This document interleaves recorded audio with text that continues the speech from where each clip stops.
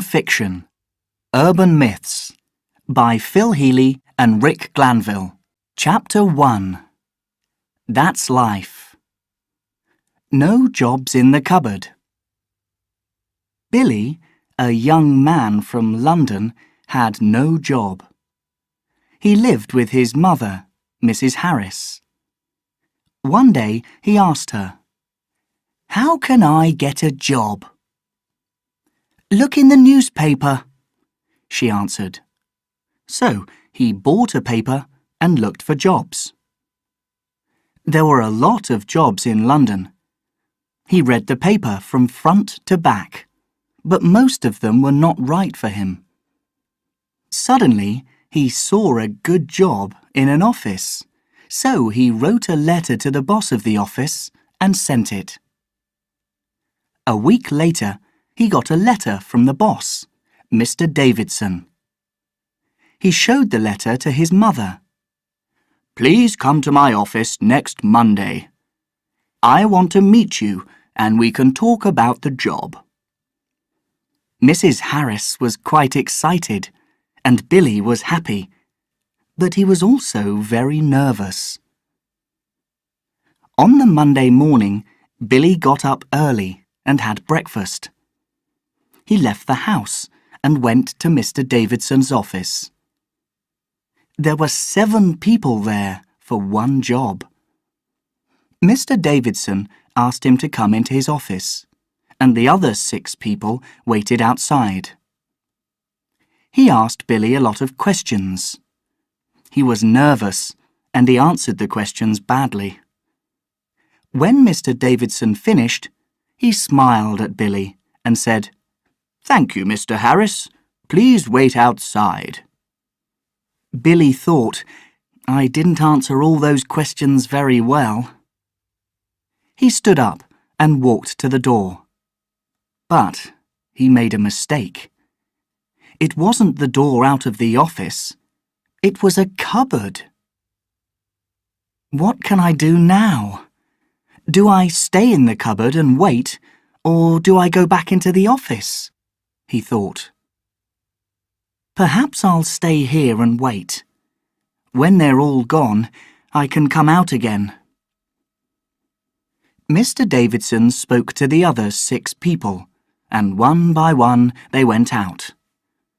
At 5 o'clock, Mr. Davidson went home.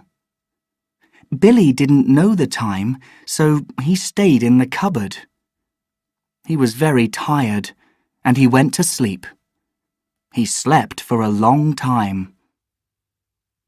Next morning, the cleaner came in. She opened the door of the cupboard and found Billy. "What are you doing here?" she asked. "I came here for a job. Did I get it, do you know?" The Wrong Lover. A man from London, Mr. Harvey, had a very beautiful young wife. He was much older than his wife, and he began to think she was in love with a younger man.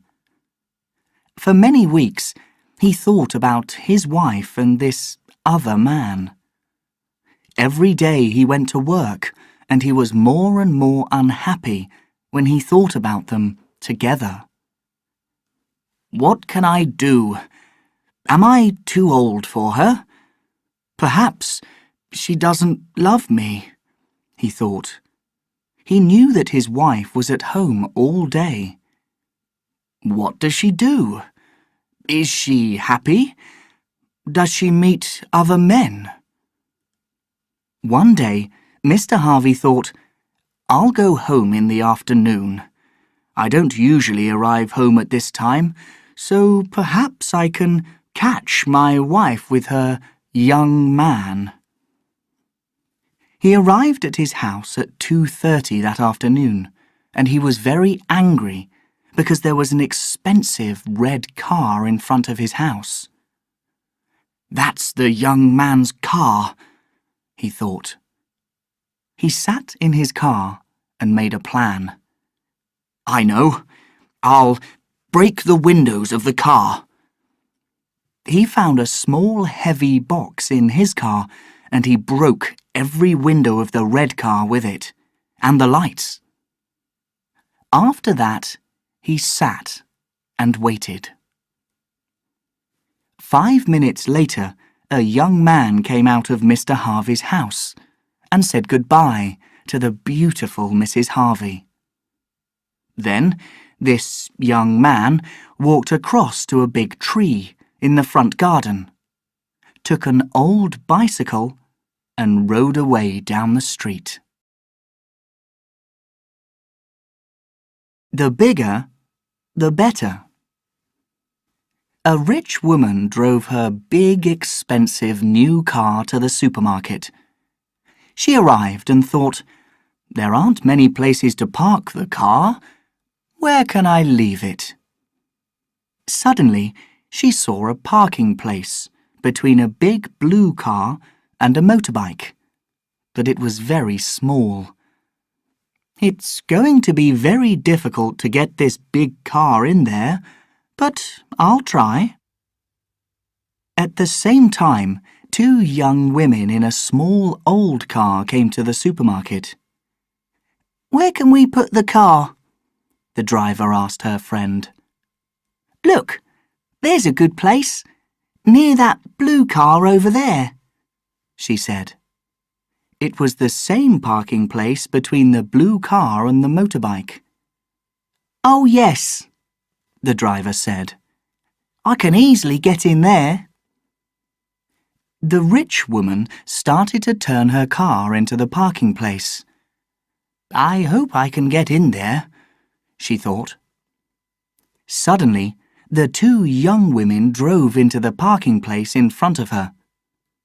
The driver opened the window, looked at the rich woman and said, "When you learn to drive that big car, then you can do that too."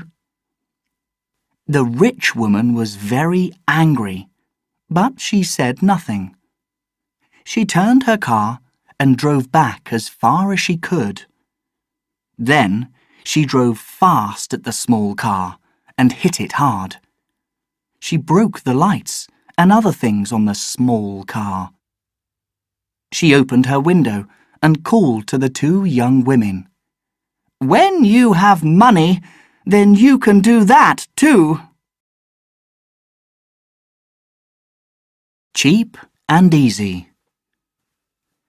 In a small town in the north of England, there was a big library with a lot of interesting books in it. People in the town could take the books home for 4 weeks and read them. They could have as many as 4 books each time.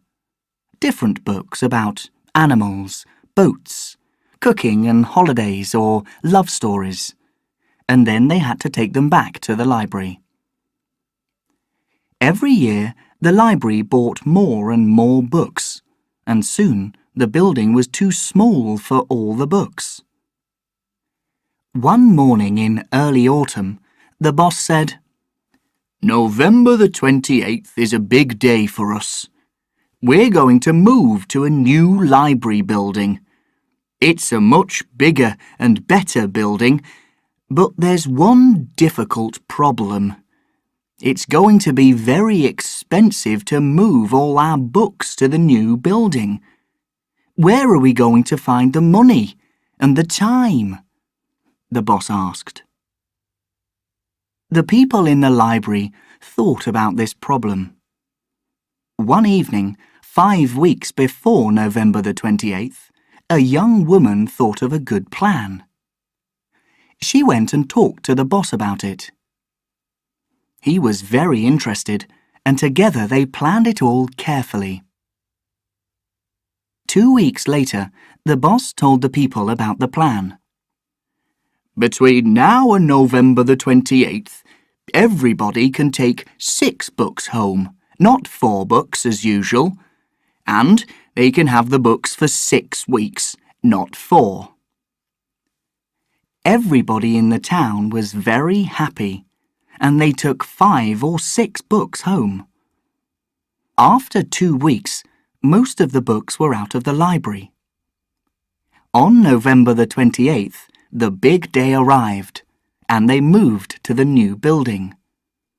It was quite easy because they had only a small number of books to move there. In the month after the move, everybody took their books to the new library.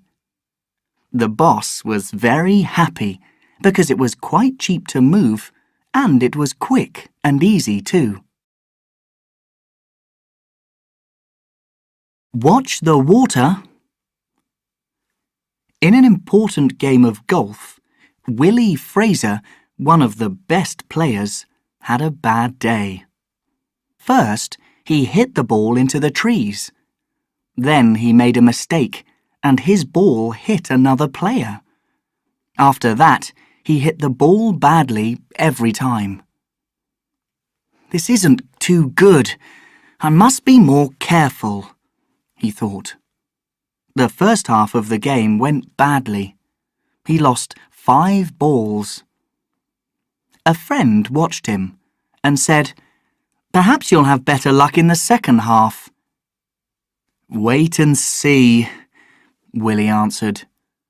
He wanted to play well for this important game, but everything went wrong in the second half too.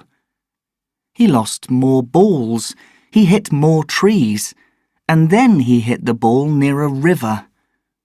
He walked up to the ball and hit it again. Everybody stopped to watch the ball. Will it go into the water? Perhaps he'll be lucky. But Willie wasn't lucky. His ball went into the water. He took his golf bag and threw it into the river after the ball. "Never again. That's it. I'm finished with golf." And he walked away angrily to his car. Suddenly he stopped, turned, and walked back to the river. All the players stopped again and waited. Willie arrived at the river and walked very slowly into the water. He stopped and carefully put his head under the water. "Oh no," his friend thought. "This is dangerous. I must help him." The friend ran to the river and was ready to jump into the water after Willie, when suddenly Willie found his golf bag, opened it, pulled out the keys of his car, climbed out of the river and walked away. Hit and Hear. Charlie, a man about 75 years old, often went to a bar in London and met his friends for a drink. He liked a beer or two, and he also liked to talk and laugh. In the bar, he and his friends remembered the old days and told stories about when they were young. Charlie had one big problem. He couldn't hear anything in his left ear. When his friends spoke to him, they had to sit on his right. He couldn't hear anything because of an accident. He was quite young at the time. One day in 1930, when he was a small boy, he was on a bus in Liverpool with his mother. The bus hit a car, and young Charlie hit his head on the floor. From that day, he could only hear in his right ear. One evening, Charlie was with his friends, Bert and Jack, in the London bar, and Bert told a good story about the old days. Charlie liked the story very much and began to laugh. He laughed and fell off his chair. He hit his head on the table and something fell out of his left ear onto the table. Bert took a small white thing from the table and said, "What's this? I think it came out of your ear." Jack looked at the white thing and answered, "It's a bus ticket." He looked again and said, That's strange. It's a Liverpool bus ticket from 1930. Suddenly, Charlie said, "Oh, listen. I can hear in my left ear." "What?" said Jack. "I don't understand." "I couldn't hear with my left ear because that bus ticket was in my ear all that time," answered Charlie. They all laughed about the 1930 Liverpool bus ticket, and now his friends can sit on his right or on his left in the bar. Wrong in the head? In a new factory outside town, the people in the office didn't like Mr. Taylor, their boss. One day at lunchtime, Mr. Taylor walked through a market near his office. He saw some hats and thought, "I like those brown and black hats. Very nice." He thought about the hats for 2 or 3 minutes. "Perhaps I'll buy a brown hat tomorrow. I can wear it to work." The next day, he went back to the market and bought a brown hat. He wore it to work every day after that. But Mr. Taylor's brown hat was more for the garden than for the office. So everybody in the office laughed at him about it behind his back. 2 weeks later, 2 of the men from the office were in the market and they saw some hats. "Look at those hats. They're the same as the boss's new hat," one man said. "That's right. He's got a brown one," the other man answered. "Let's buy the same hat. No, 2 hats. I've got a plan. Listen." The men bought 2 more hats, the same colour as Mr. Taylor's hat. But one hat was much bigger, and the other was much smaller. The next day, when Mr. Taylor was out for his lunch, the 2 men took his hat and left the bigger hat in the same place. At the end of the day, he took his hat and put it on.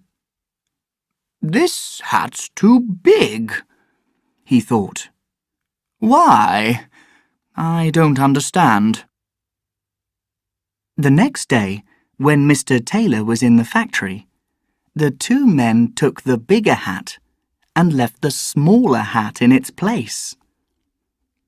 When he was ready to go home, Mr. Taylor put on this hat, but it was very difficult.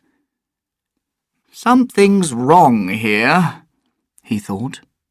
"This hat's too small, but I think it's my hat." On some days, Mr. Taylor's hat was too big.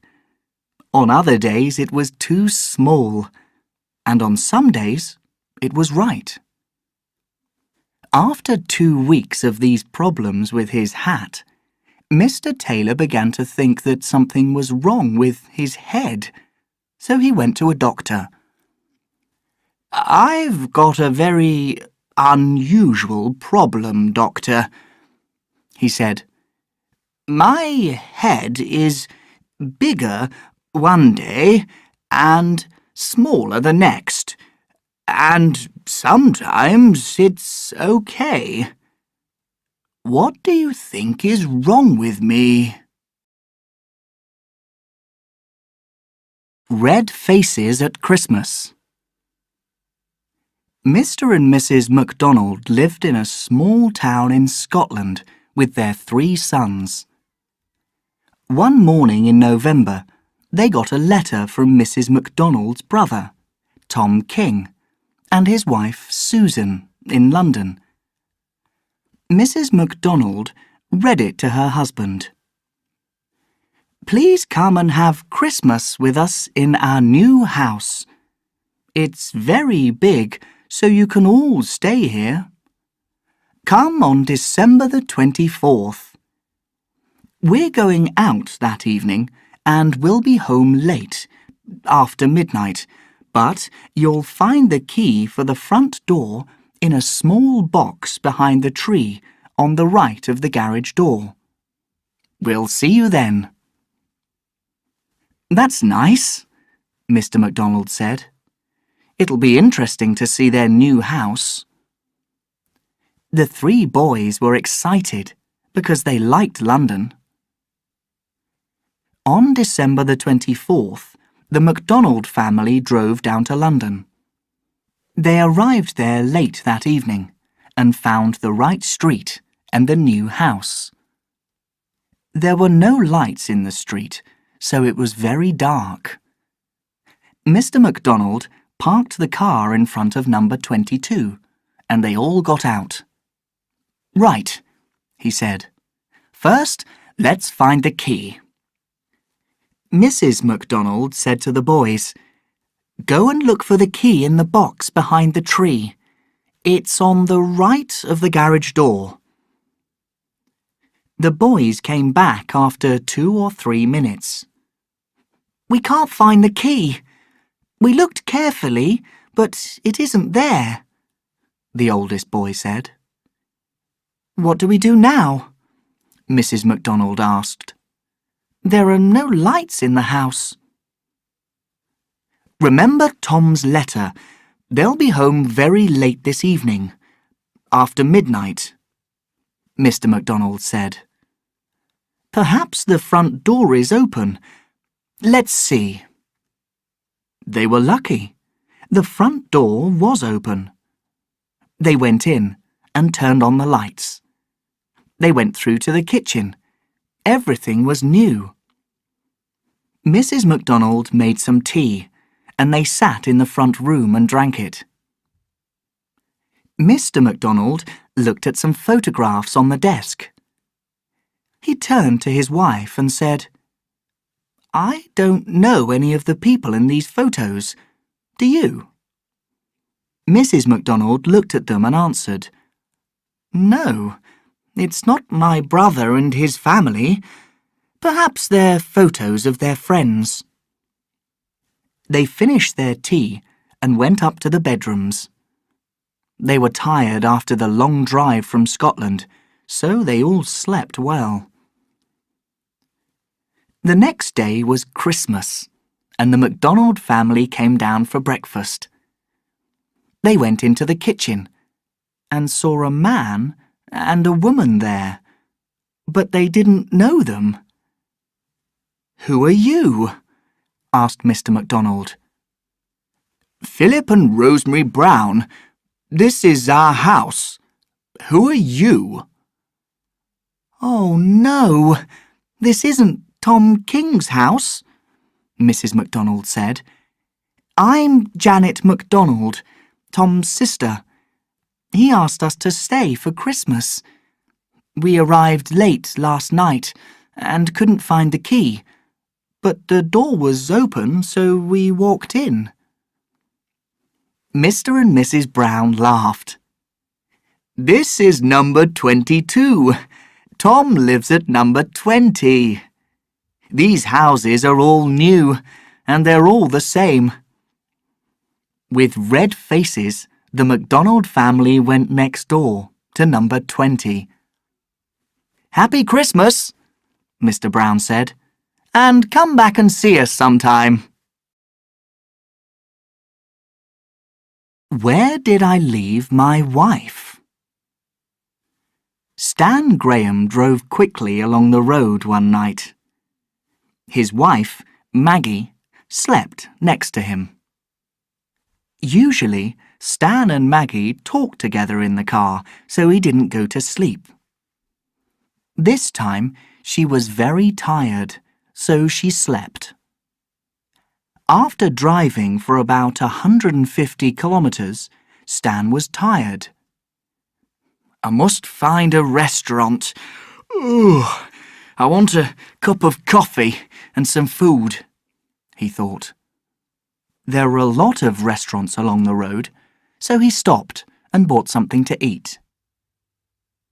When he went back to the car, he turned on the radio and drove along for another 50 kilometres. Then he asked his wife, "Maggie, do you want a cup of coffee?" No answer. He asked again, "Do you want some coffee, Maggie?" Again, no answer. Then he turned to her, but she wasn't there. He stopped the car and looked in the back. No Maggie. "Oh, no," he thought. "Perhaps she went into that restaurant after me, and I didn't see her." He started to think about the restaurant, but he was very tired. "Oh, this is not very easy. I drove past a lot of different restaurants. Which restaurant was it? I can't remember." The taxi driver, the Germans, and the plan. Harry, a friendly taxi driver, was in his car outside Waterloo Station in London. It was a quiet day in spring, and not many people wanted a taxi. Suddenly, he saw two women with a book. They looked at it, but he could see that they didn't understand. The two women walked over to Harry's taxi and spoke to him. "Do you speak German?" one of them asked, in German. Harry couldn't speak German, but he smiled, opened the door of his taxi, and pushed them inside with their bags. "These German visitors want to see the famous places of London," he thought. "I'll drive them round the city and show them everything, and they'll pay me a lot of money." The two visitors said a lot of things to him in German, but Harry didn't understand them. He drove to Buckingham Palace, Big Ben, St. Paul's Cathedral, and many other interesting places. But the women didn't look happy. "I think they're angry," Harry thought. "I can't understand it. I showed them a lot of famous places, but they're angry." Then he drove to the Tower of London and stopped the taxi. There were a lot of visitors outside the tower, so Harry got out of his car. He asked 2 or 3 people, "Do you speak German?" One girl said in English, "Yes, I do." "Can you please help me?" he asked.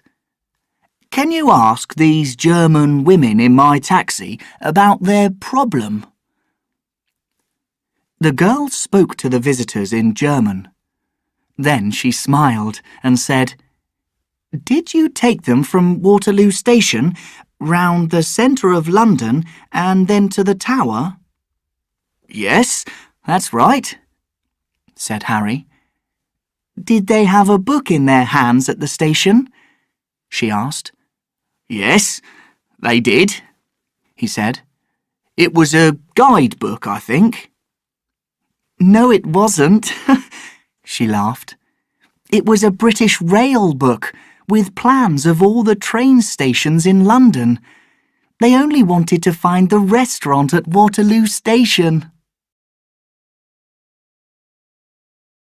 Chapter 2. Accidents. Falling into bed. Last autumn, an Englishman went to the United States for a month and visited all the important places in his guidebook. In the 4th week, he went to New York for 3 days, and on the last day of his holiday, he looked in the guidebook for the last time. "Oh, I must visit the Empire State Building. It's famous. I'll go up to the top floor," You can see all the city from there. That'll be good." The weather was cold, and it was very windy, but he walked up and up and up. He arrived at the top and looked down at the street below. The cars and people were very small. Suddenly, there was a strong wind, and he fell off the building.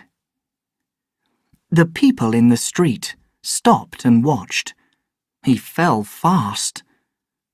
But when he was only 100 meters from the street, a big car came round the corner, with a bed on top of it.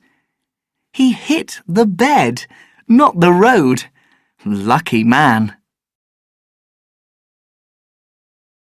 The Flying Cow. One afternoon, a famous television newsreader drove very fast in his open-topped car along a big road. Suddenly, there was a strange noise. Thud! "What's that?" he thought. He stopped, turned round and looked. There was a cow in the back. It was dead. "I must get it out of here," he thought. "A dead cow isn't good for my nice clean car." But the cow was very heavy and he couldn't move it.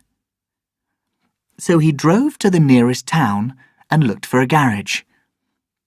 He wanted the people in the garage to help with moving the cow. But before he arrived at the garage, he stopped at a bar for a drink. When he went into the bar, the people said, "Oh, look, it's the famous newsreader on TV. Why is he here?" Then he told them about the cow from the sky. "Never!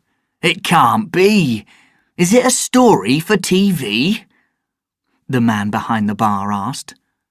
"No, it happened only 20 minutes ago," the newsreader said.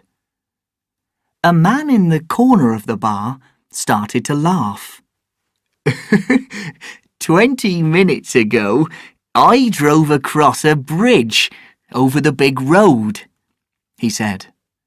"There were some cows in the road. I hit a very big cow. It fell off the bridge onto the road below. I stopped and looked for it, but I couldn't find it. Now I know. It fell into your car, and you drove away with it." Look before you jump. Some years ago, Peter, a young man from a small town, wanted a motorbike. At Christmas, he asked for a motorbike, but no luck. He finished school in July and hoped for a motorbike then, but no luck. For his birthday in September, he asked again, and at last he was lucky. Peter's father gave him a big red motorbike, and he was very, very happy. On his birthday, his father said, "You must have some lessons, Peter. You must learn to ride the motorbike well."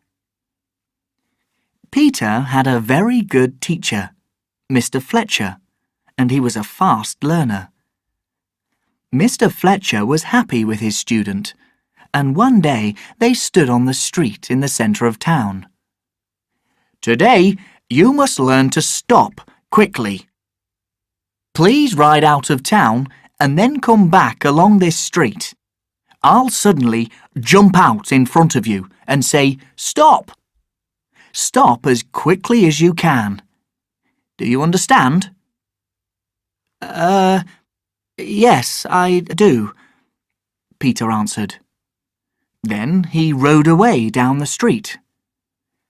10 minutes later, he came back round the corner into the same street. He looked for Mr. Fletcher, but couldn't see him. "That's strange," he thought. "When is he going to jump out and say, 'Stop'?" He rode along and watched carefully, but Mr. Fletcher wasn't there. Then Peter saw a man on the street under a big red motorbike. A young man stood by him. Peter stopped, parked his bike and ran over. "Oh no," he said. "That's Mr. Fletcher." He turned to the two men and asked, "What happened?" Mr. Fletcher slowly sat up and answered, "I jumped out in front of the wrong motorbike." Don't lose your teeth. Some old men, all of them more than 75 years old, went fishing in their boat one sunny morning. At first, the sea was quiet, and they caught fish easily. Each of them got 4 or 5 small fish. They talked and laughed a lot and remembered the old days. Suddenly, Bill looked at the sky and said, "It's quite dark over there." They all looked up at the sky. "And there's a strong wind now. We must be careful." The sea was dark too, and the boat moved up and down in the wind. They stopped fishing and turned on the radio so they could hear about the weather. It was bad news. The wind was stronger and stronger, and the boat moved more and more. The men stopped talking and watched the sky. Then Bill was ill and lost his breakfast into the water, and his false teeth went in too. "Oh no," he said. "My teeth went into the water too. What can I do?" "Oh, bad luck, but you can't do much about it," his friend Fred answered. "Perhaps a fish will swallow them." And he laughed. Later, when the sea was quieter, the men started fishing again. After 10 minutes, Fred caught a very big fish. "Look at this," he said to his friends. "It's quite heavy, 6 kilos or more." He cut the fish open, took out his false teeth and put them inside the fish. Then Fred gave the fish to Bill and said, "Hey, look, here are your teeth, Bill. This fish swallowed them." Bill took the teeth out of the fish and put them into his mouth. Then he took them out again, smiled at Fred and said, "No, they aren't my teeth. They're too big." And he threw the teeth into the sea. Never leave your name. One Saturday afternoon, an old woman, Mrs. Roberts, sat in the park in the centre of town and talked to her friend, Mrs. Jones. They watched the people and talked about life in the town. There were a lot of cars on the road, and one young man parked his new red car near the two women and went off to the shops. After 5 minutes, a big black taxi came fast round the corner of the street and, crash, it hit the red car. "Oh no! Look at that young man's car," Mrs. Roberts said to her friend. "Yes, it's not too good," Mrs. Jones answered. The taxi driver stopped and got out. He looked carefully at the red car and thought, "I'll leave a letter on the front window. Now, let me think." Then he looked round and saw the two women in the park. He walked across to them and asked for some paper and a pen. "I want to write a letter about the accident and leave my name and phone number," he said. He then wrote something on the paper and left it on the front window of the red car. After that, he got into his taxi and drove away. 10 minutes later, the driver of the red car came back from the shops. He looked at his car and was very angry. Then he took the letter, read it, and got angrier. Mrs. Roberts walked over to him. "What's the problem?" she asked. "I saw the taxi driver. He wrote his name and phone number on the paper." So the angry young man showed her the taxi driver's letter. It said, "Everybody thinks my name is on this paper, but it isn't." Chapter 3. Doing Wrong. Hit the floor! Jenny and Robert Slater were on holiday in America. They were young, and it was their first time away from home in England. They had a car and visited many famous and interesting places. "I want to see New York," Jenny said one morning. "Let's go there." I don't know, love. Everybody says New York's a dangerous place, and there are a lot of very strange people there, her husband answered. "We'll be careful," said Jenny. "Then we won't have any problems." So, they arrived in New York early in the evening and found a hotel. Later, they went out and drove round the streets. They didn't have any problems. "See?" Jenny said. "Nothing to be afraid of." They had dinner in a good restaurant and then went to a cinema. They arrived back at their hotel at midnight. Under the hotel was a garage, so they drove into it and left the car. It was quite dark there, and they couldn't see very well. "Where's the lift?" Jenny asked. "Over there, I think, near the door," Robert answered. "Come on, let's go. I don't like this dark place." Suddenly, they saw a very tall young man with a big black dog. They were nervous and walked past him as fast as they could to the lift. The door of the lift opened and Jenny and Robert got in. Before the doors closed, the man and the dog jumped in. 3 people and 1 big black dog in the lift. "On the floor, girl," the tall man said. Jenny and Robert were afraid now, so they quickly got down on the floor. When the lift stopped at the next floor, they stood up, gave the man all their money, and got out fast. "That man was a robber. Perhaps he had a gun. It's dangerous here," Robert said. "We're going to leave New York now." "Yes, you're right," Jenny answered.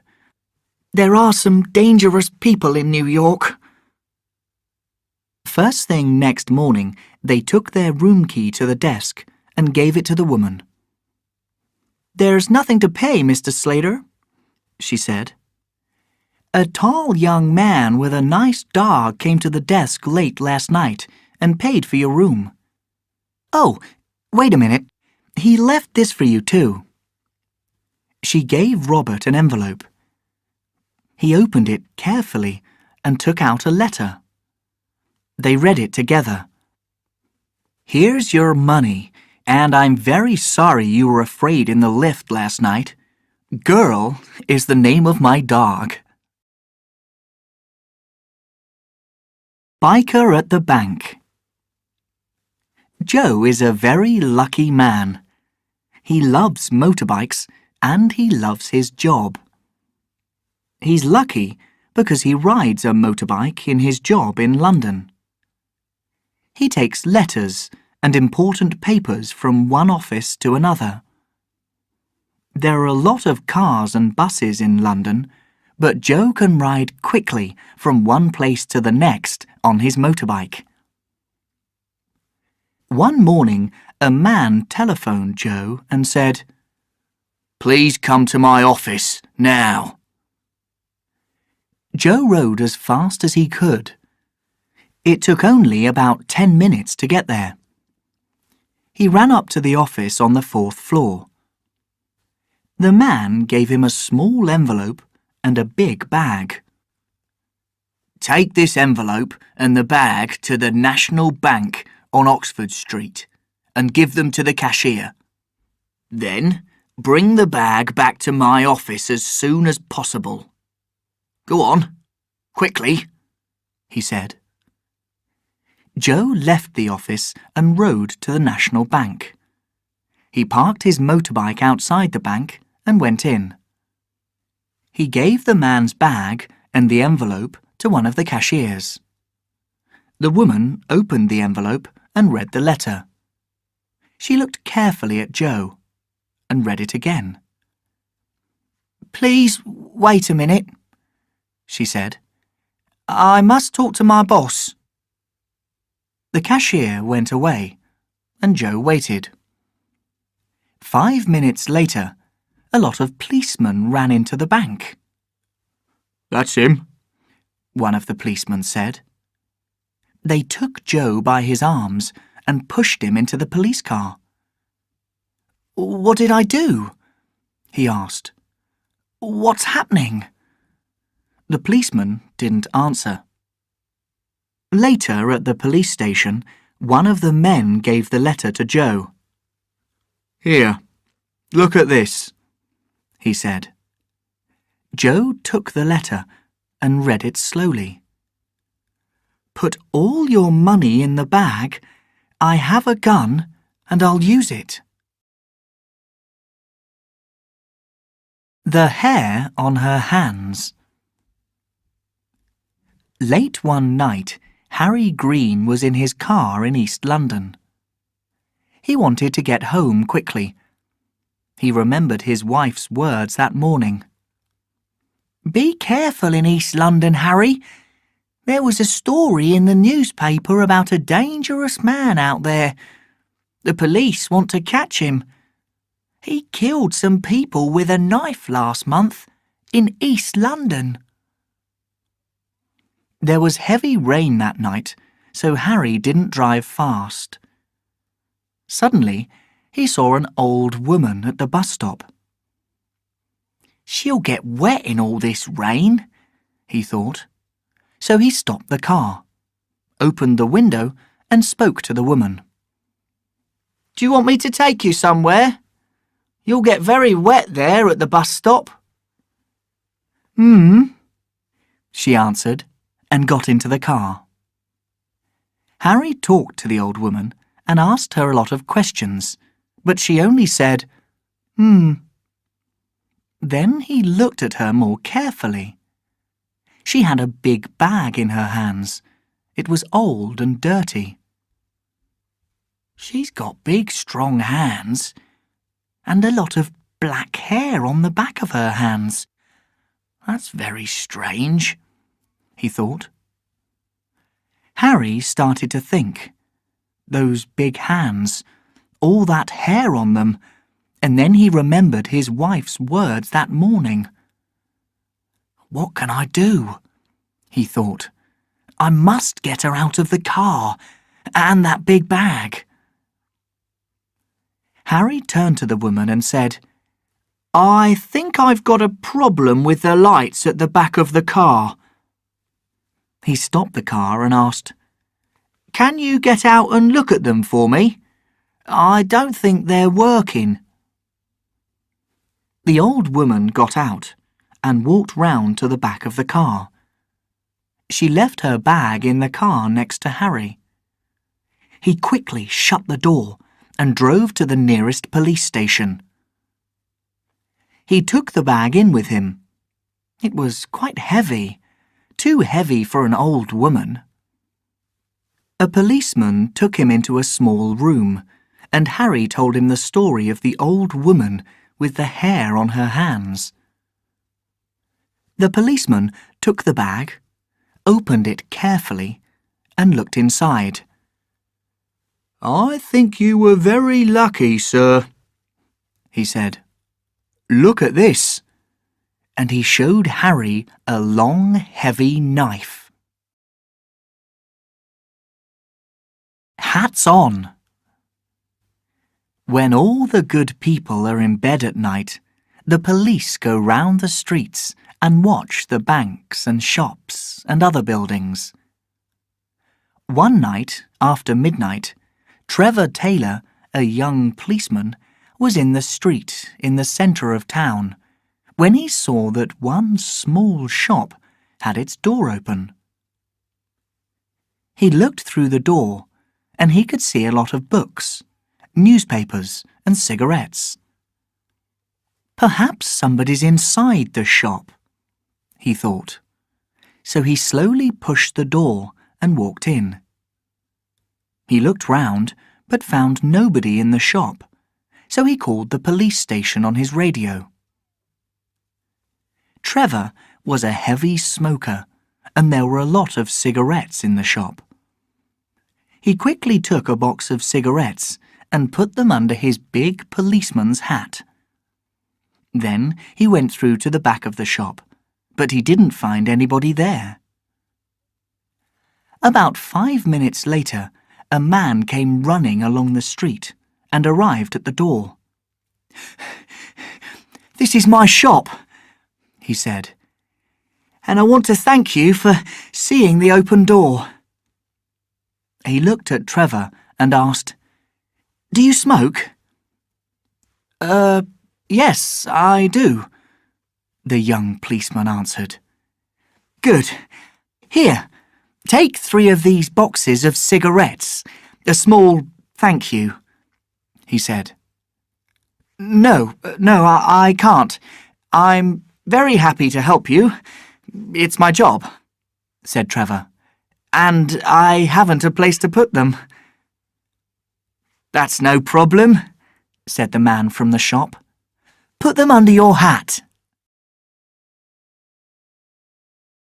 The bank robber's mistake. The head of the big bank in the centre of town telephoned the police at about 3 o'clock one afternoon. "Come quickly! We had a robber in here. He left only 2 minutes ago." It was very easy to catch this bank robber. When the police arrived at the bank, the cashier told them about the robbery. "It was all very sudden. This man came into the bank and walked over to my window. He pushed an envelope across the desk to me with some words on it. 'Give me all the money, I've got a gun.'" "What did you do?" asked the policeman. "I looked at the envelope for a moment. I was quite nervous. Then I gave the robber all the money in my desk. It happened very fast.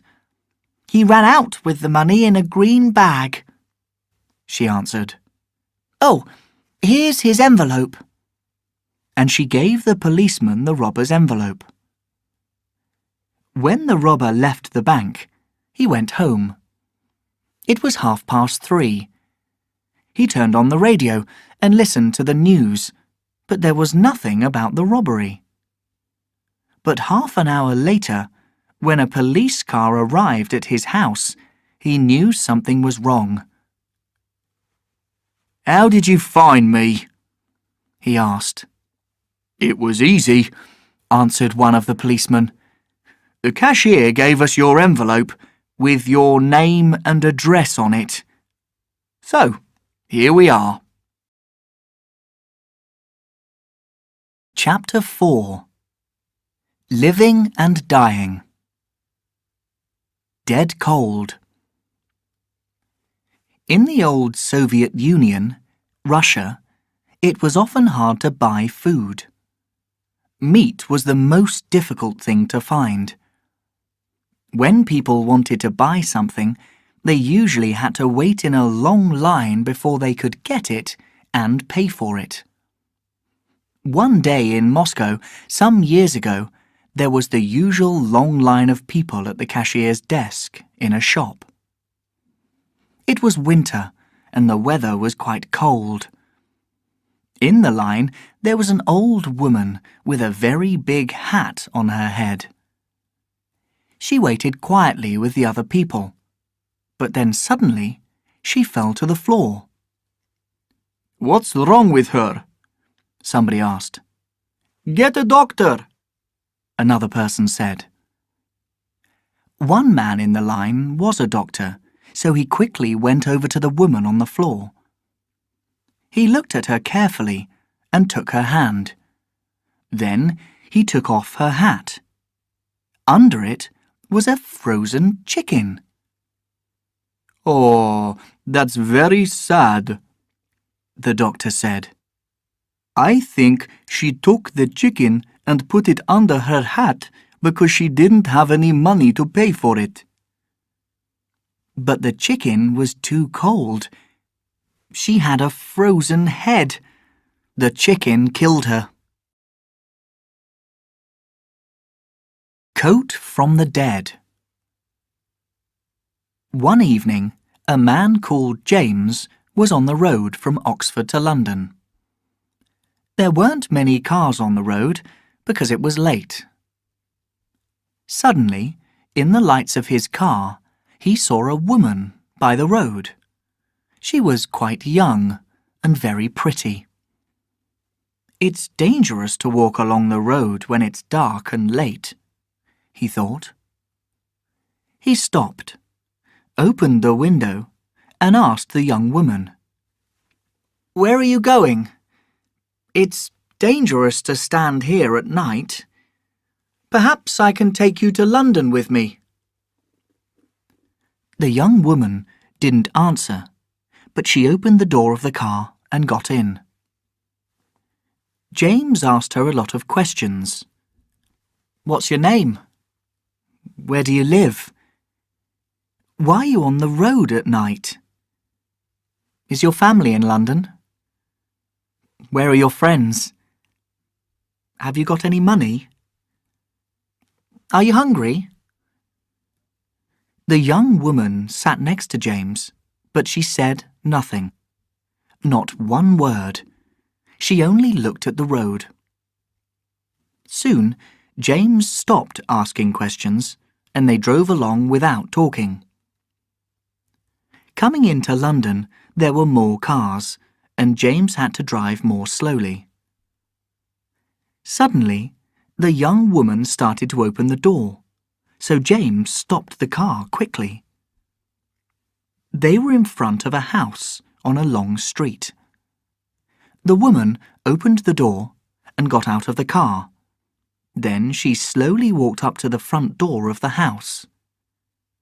James watched her and thought angrily, "She didn't say thank you." 3 days later, he opened the back door of his car and found a coat. "This isn't my coat," he thought. Then he remembered the young woman. Perhaps it was her coat. He had to drive to London again that evening, so he thought, "I'll take her coat back. I remember the street and the house." He drove there, parked in front of the house, and walked up to the door. An older woman answered. "Does a young woman live here?" he asked. "I think this is her coat. She left it in my car 3 days ago." The woman looked at the coat and began to cry. "That was my daughter's coat." "Here, please give it back to her then," James said. "I can't," the woman said. "She's dead." "Dead?" said James. "Yes, she died 5 years ago." "5 years ago?" James asked quietly. "Yes, on the road between Oxford and London, in an accident," the woman said. Beer today, gone tomorrow. John Buss lived in Manchester with his grandfather, Frank, an old man of 92. But Frank wasn't happy. He was in hospital. He didn't like the noise in the hospital very much, and it was too hot, he told John when he visited his grandfather one afternoon. "Can I bring you something when I come next time?" John asked. "I can visit you again tomorrow." His grandfather answered quickly, "Oh, yes, please. Bring me some beer," he said very quietly and looked round carefully. Nobody heard him, only John. "I usually drink 2 or 3 beers every day, but they don't give me any in this place." "But, Grandad, you can't drink beer in here. You know that. The doctor told you." I know. Be careful. Put the beer in a bag, then nobody will see it." So the next day, John went back to the hospital with some bottles of beer in a bag and gave it to his grandfather. The old man looked in the bag, smiled and said, "Oh, thank you, John. Thank you. Now I'm happy." Frank opened a bottle and drank it. He opened a second bottle and drank it. After that, he opened a third bottle.